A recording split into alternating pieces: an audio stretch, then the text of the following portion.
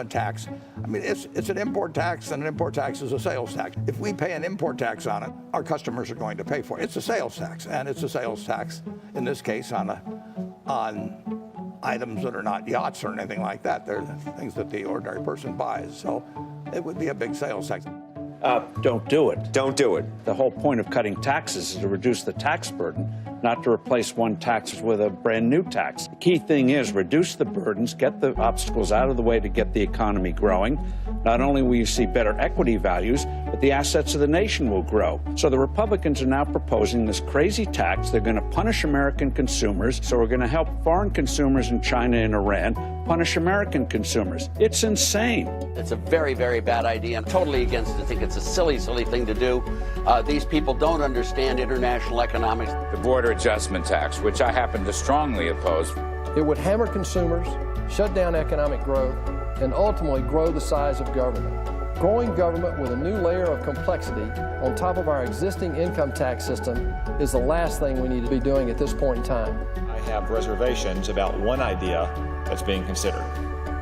It's called a border adjustment tax. It's estimated that this one change alone would produce something like $100 billion a year in additional tax revenue. That's a lot of money, and someone's got to pay for it. I'll tell you exactly who's going to pay. Working Americans who've been struggling for decades.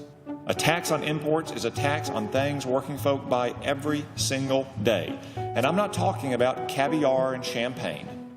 I'm talking about t-shirts, jeans, shoes, baby clothes, toys, groceries. This border adjustment tax that is a tax increase on the middle class. Our choice would be to cut spending. I think that border adjustment tax is dead on arrival. I don't think it's going to happen. It's a complicated policy. A strong set of assumptions is needed to believe that markets would fully offset those changes. It's very difficult to know just what would happen. On the economic side, it's just a terrible idea.